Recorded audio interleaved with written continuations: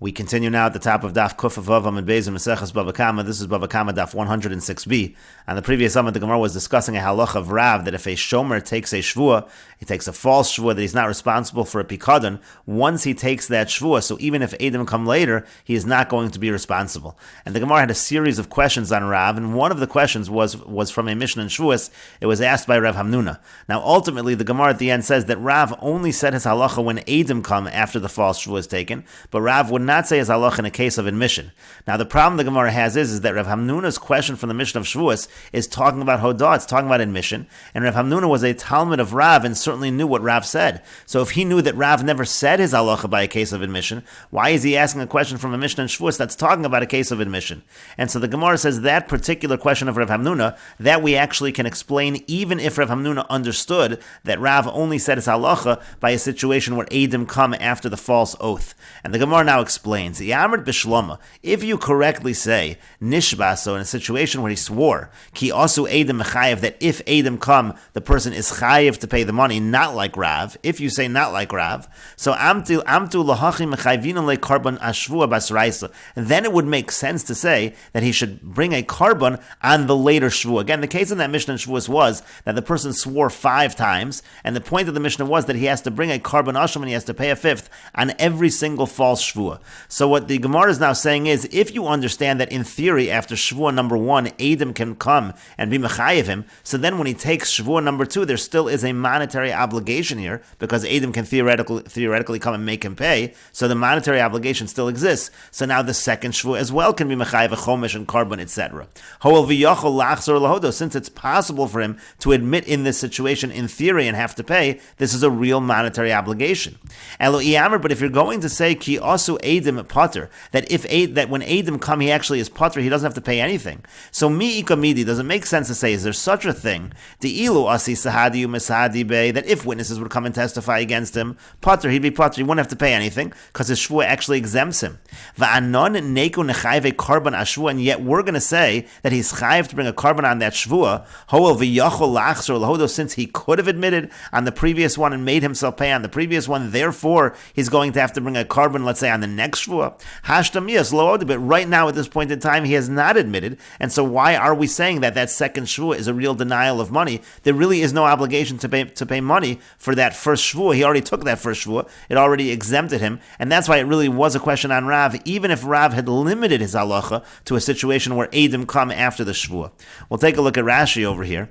If you say correctly that if Edom come is chayiv, meaning achar shvua kamaisa, if Edom come after the first shvua, mechayiv l'shlumei karna, then he would have to pay the principal. So eshtakach dakati mamonahu gabe. So then it comes out that he still does owe money. There still is a chayiv, there's an obligation to pay money, which again he took a false shvua to exempt himself from at this point in time. But if Edom come and say that that shvua is false, he's going to have to pay.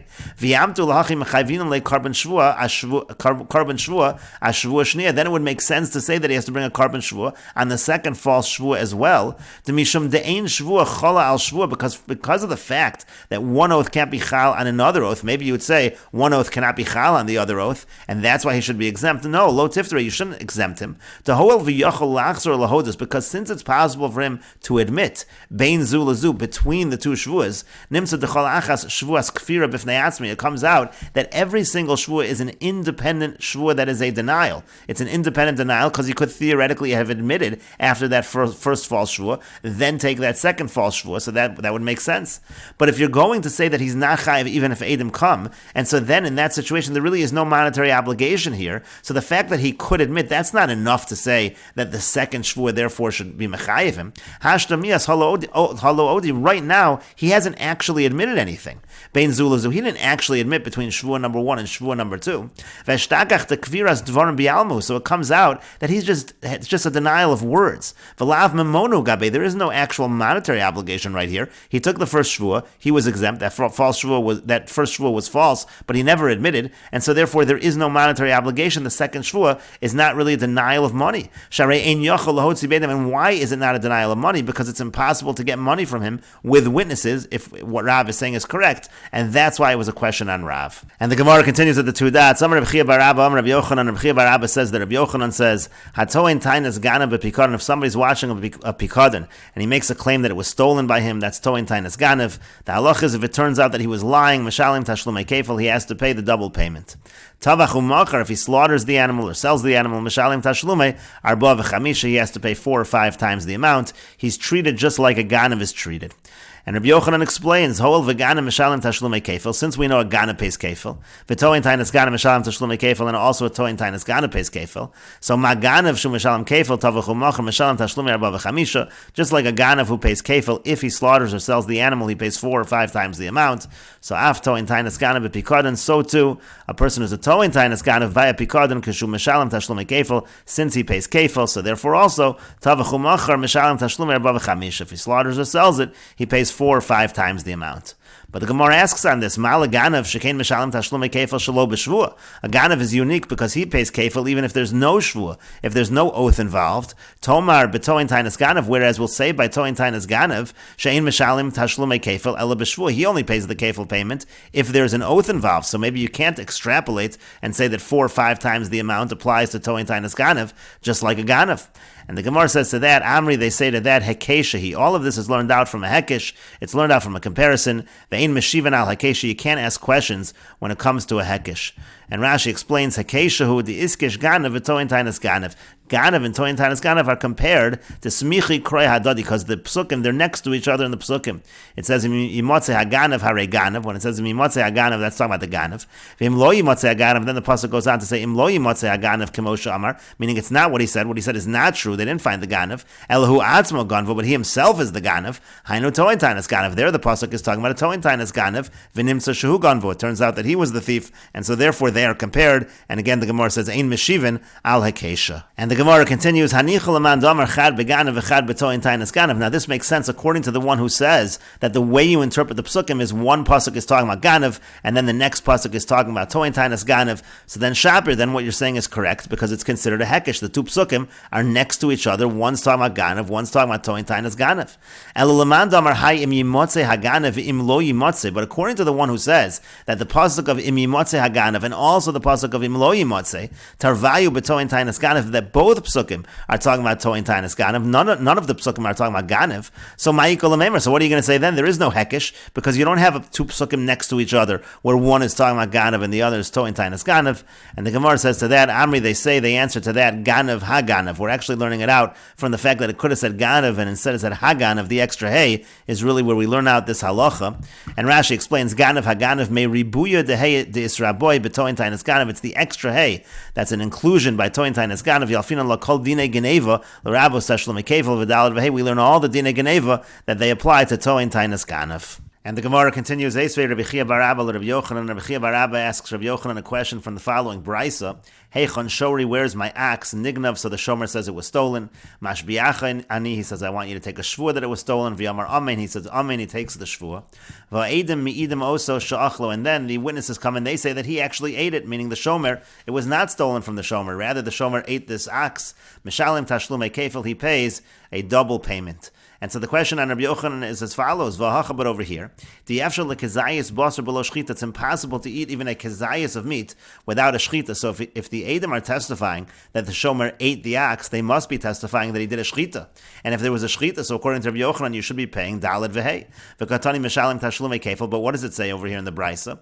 It says that he pays tashlumei kefil, he pays the double payment, which implies tashlumei kefil in tashlumei daled v'hei lo. It sounds like he's paying kefil, but he's not paying daled v'hei, and so therefore that's a question under Rabbi Yochanan. And the Gemara answers, Hachab Mayaskin, and here what are we dealing with? Kagon Sha'achlo Nevela. The case over here is that he ate it as a Nevela. In other words, he did eat it, but he didn't actually do a Shchita, and that's why there's no Dalid Vehei.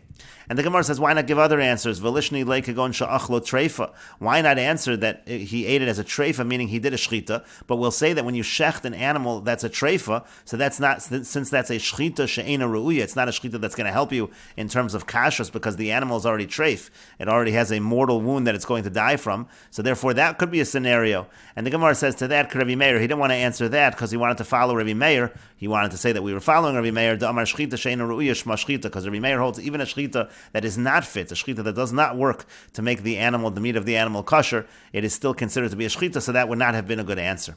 And Rashi explains, Velishni le kagon shachlu treifa. Why not answer that we're talking about a case where he eats the animal, but it turns out to be a treifa? The Ikar Rabbi Shimon, the Pater Bahashochid V'nimtzas Treifa Mitashlume Daled V'hei, because there is the opinion of Rabbi Shimon that he says, if you shech the animal, it turns out the animal's a treifa, you don't have to pay Daled V'hei. La'el, that's earlier. The reason for that is because according to Rabbi Shimon, a shchita she'ena ru'uya is not considered a shchita. Umeshani, but then the Gemara answers, Rabbi Yochanan, Rabbi Meir, Rabbi Yochanan holds like Rabbi Meir, Damar shchita she'ena ru'uya la'achila hol v'nishchata kel chasa shema shchita. Rabbi Meir holds that shchita she'ena ru'uya is a shchita, and that's why we don't give that answer for Rabbi Yochanan. And the Gemara continues, V'lishni le beven pekua, why not answer that we're talking about a ben pekua over here? Rashi explains, V'lishni le begonev ben pekua, maybe we're talking about stealing a ben pekua, shenimtza b'mei imo. The case over here is that you found an animal inside the mother. When you shechted the mother, you found an animal in the womb. You took that animal out, it remained alive. There is a man d'amar that holds that you can eat a ben pekua without any shchita because he had the shchita of the mother already. Beperek behema hamakasha, that's in Chulin. The Tanan Rabbi Shimon Shazuri Omer. Rabbi Shimon Shazuri says, Afiluhu ben chamesh shanim. Even if the animal is 5 years old, v'choresh besad, it's plowing in the field, shchitas ima mitara, so the shchita of the mother, that makes it kosher. And the Gemara answers to that, Rabbi Meir, we're following Rabbi Meir, Damar ben pekua, ton shchita. Rabbi Meir holds that a ben pekua does require shchita, so that would not be a good answer. And the Gemara continues, V'lishni le kagon sha'amad bedin. Why not answer that we're talking about where there was a court case? Rashi explains, V'lishni le kagon sha'amad bedin kodem lachein, meaning there was a court case beforehand. V'yamar nignav v'nishpa bo edem shagonvahu atzmo. And he says it was stolen from him. He takes an oath that it was stolen from him, and then edem come and say that he himself stole it. V'chayvu bezin, and bezin made him chayiv. V'yamrut say tein lo karen v'kefel, and they said you have to pay the principal, you have to pay the double payment. V'achar kach shachto v'achlo, and then only after that, maybe the shechita just took place after that whole thing happened, and then he shechted it and ate it. The mishalim kefal ashvua kamaisa. In that particular case, you actually pay the kefal on that original shvua. Upater mitvicha kedarava, but you are pater in terms of the slaughtering. You're pater from the daled v'hei, like Rava says, as the Gemara will now say. As the Gemara continues, kagon shamad bedin. Again, there was already a court case. V'amrulo tzei teinlo, and the bezin paskin that he has to pay the kefal. Do amar Rava, because didn't Rava say tzei teinlo tavachu machar pater, that once the court says go and pay him, and they say you have to pay the principal and the kefil, the double payment, if he shechts it or if he sells it, he's actually potter. So why not answer that? And the Gemara explains the reasoning of Rava my time. What's the reason? Kevan de paske lamilse v'tavachu machar, since the bezin already issued a psak halacha, and only then did he slaughter it and sell it. Have a gazlan, he then becomes a gazlan. The gazlan lo mashalim tashlumi arba v'chamisha. Gazlan, as opposed to a ganev, does not pay the payment of 4 or 5 times the amount. However, chayev atolitein lo, Rava makes a distinction. Rava says that if the bezin doesn't say tzeitain lo, but instead they say the language of chayev atolitein lo, you're obligated to pay him. In that case, v'tavachu machar chayev. In that case, actually, if he slaughtered or sold it, he would be chayev daled v'hei. My time, and what's the reason? Kol Kamma de lo psika le milsa, because if it wasn't a final verdict, so to speak, akati ganev, who he still remains in the state of a ganev, and so in that situation, he would actually pay the daled v'hei. And the Gemara continues, Amri, they say, well, according to your reasoning, if we could have given that answer, there's actually another answer we could have given. Lishni le, we could have answered, B'shutav shetavach shalami das chaveru. Let's say they're partners, and in the situation of partnership where one slaughters without the knowledge of his friend, in that case also, there's no daled v'hei. Elachadam mitreu t'lasa nakat. Rather, we took 1 out of 2 or 3 options in terms of answers. There were various answers that could have been given where you do a shchita and there's no daled v'hei, and we just chose one of the answers. Rashi explains, B'shutaf shetavach, what does it mean, partners? Shutfin shagonvu, it means to say you have partners that actually stole the animal. V'tavcho echad shalom yidas chaver, and one of the partners shechs the animal without the knowledge of the other partner. Aminim perak meruba shapater midalad v'hei. We say in perak meruba earlier that he's pater from dalad v'hei. The chamisha bakar amar achmana v'lo chamisha chatzoi bakar. We said earlier it's chamisha bakar, not chamisha chatzoi bakar. 5 cattle, not 5 half cattles. V'achalo karina utavacho kula b'chiyuv adal achetzi shel chavero havetoveach umocher achar Haganav the potter. Again, in this situation, it's not called that he slaughtered the entire thing b'chiyuv because he have the half of the other partner. Avoladas chaver. Now, if it would be with the knowledge of his partner, then Mishalman, then they would have to pay. Mishalman Shneim, they would both have to pay to shlucho, because then he'd be considered his agent. And we say that the word tachas includes shliach, so a shliach would actually count. But the point over here is you could have answered that. The Gemara says yes, you could have given other answers, but we gave the answer we gave. And the Gemara continues, V'yamar Rabbi Chia bar Abba, Rabbi Yochanan, and Rabbi Chia bar Abba says that Rabbi Rabbi Yochanan says, "Hatoin tainas ganav ba'aveda." If somebody is toin tainas ganav by an aveda, we mean to say, let's say a person finds a lost object. When you find a lost object, you actually become a shomer over that lost object. So now he has the status of a shomer, and then he claims when the person comes and says, "Give me that lost object; it belongs to me." He says a tainas ganav. He says it was stolen from him. So Rabbi Chia bar Abba says that Rabbi Yochanan says mishalim tashlumei kefil. In that case, it's treated the same as any toin tainas ganav, and he has to pay kefil if it turns out that he's actually the ganav. And the Gemara says, "My time, what's the reason?" Dichsiv, because it's written in the pasuk, "Al kol aveda asher yomar." It says on all aveda, and that comes to include even a shomer aveda. And the Gemara continues, "Eisvei Rabbi Abba bar Mamul, Rabbi Chia bar Abba." Rabbi Abba bar Mamul asked Rabbi Chia bar Abba a question from the following brayso. So it says in the pasuk, "Yitein ish," that a man gives, "Ein nesinas katan klum." We learn out from the word ish that let's say it would be given by a katan, by a minor, that would not count. And so the brayso says, "V'ein le'elo shenasno kishu katan v'tavushu katan." Now I only know to exclude a situation where he gives the item over when he's a minor, and then he claims the item. He asks for it back when he's a minor. That's talking about a deposit. Let's say a person that's a child gives someone else a deposit to watch over, and then he makes a claim. He says, "Give it back," and he's still a minor. So we know to exclude in that situation. We exclude all the halachas of toin, tainas ganav, and kefil in those cases. Nasno kishu katan. Now what happens if he gave him the deposit when he was a minor? V'tavo kishu gadol, but then he claims it when he's an adult. Minayin, from where we know that even in that situation, all of the rules of kefil and toin tainas ganav don't apply. Talmud, the pasuk says, "Adahu Elohim yavo devar shnehem ad shtei nesina utvia shavin ke'echad." It has to be that the giving and the claiming happen in the same state. So even in a situation again where he gives it when he's a katan, even in that situation there are no halachas of toin tainas ganav and kefil, etc. And so the Gemara says now, "V'im if it's true what Rabbi Yochanan said, that by an aveda there is a halach of toin tainas ganav and there is a halach of kefil when it comes to aveda. So to have an ami kaveda, so case of a katan should be no worse than an aveda. What's the reasoning by a katan? It's not really being given by an ish. By an aveda also it's not being given over." And the Gemara says, Amar Lei said to him, "Hachav askin," and here what are we talking about? Kegon sha'achlo kishu katan. We're talking about a situation where he actually consumed the item. He used the item when the person was a katan. In that situation, so there the geneva, so to speak, happened when he was a katan, and that's the real reason why in those situations there's no din of toin tainas ganav. But the Gemara says, if that's the case, avol kishu gadol, but let's say he was an adult at the time. What would be the halacha hachanami d'mishalim? Apparently you would say that he would pay in that situation because the geneva part of it happened when he was an adult. But if that's the case, if so, adatana achatei nesina utvia shavin ke'echad, instead of the brayso phrasing it that the giving and the claim have to be the same, that he has to be an adult throughout, that's not the key point. Lisni achatei achila utvia shavin ke'echad. It should be that the consumption and the claim have to be the same, that he has to be an adult at that point in time. And the Gemara says to that, Amar Lei says to him, Tani, that's what it should say in the brayso. It should have said achatei achila utvia shavin ke'echad, until the achila and the tvia actually happen when he's an adult. And Rashi explains, Ein nesinas katan klum, if it's given, if the deposit is given by a minor, that's nothing. T'chsiv, it's written in the pasuk ish, it says a man, prat lekatan, that excludes a katan, means to say, de ein nishboin al tainas nesinas. So number one, there's no oath when it comes to a claim being made by a katan. Ve'ein boin li de kefil, if there's no oath, it's not going to come to a situation of kefil. Al yadu dahacha kefil ksiv, because that's what's written over here. It says kefil over here. Ein li elo kishenasno kishu katan, v'tavo kishu katan. Now I only know to exclude from kefil when he gave it as a katan and he claimed it as a katan. Because maybe the word ish is going on right now. It means that somebody who is now a man he gave it, meaning b'shas tain at the time of the claim. That would exclude somebody who even now at the time of the claim is still a katan. But maybe right now, if he was already an adult, the fact that he gave it as a katan, maybe that wouldn't be excluded. And so therefore, nasno kishu katan v'tavo kishu gadol minayin deposit. How do we know even if he gave it as a minor and the claim now he's an adult? How do we know even there he's pater? Talmud lomar yavor dvar shnehem iskish nesina v'hamada bedin lahadadi. What's going on in this pasuk is that the nesina, the giving, and the actual hamada bedin, going to court, is happening at the same time. Tivatarvayo ba'inan ish, meaning in both, by both the giving and the hamada bedin, has to be an adult. And so therefore the Gemara asks, well, if that's the case, it has to be an adult, but it should be no worse than an aveda. To have inami ka aveda should be no worse than an aveda. To leka nesina, there you have no nesina at all. There was no giving. The person just found it was a lost object. Yet that is enough to say that's a claim where you take an oath and you're chayiv kefil. So therefore, when this person becomes an adult, let's say it was given by a minor, but now at the time of the claim he's an adult, that should be no worse than an aveda. The time of the claim he's an adult, that should be enough.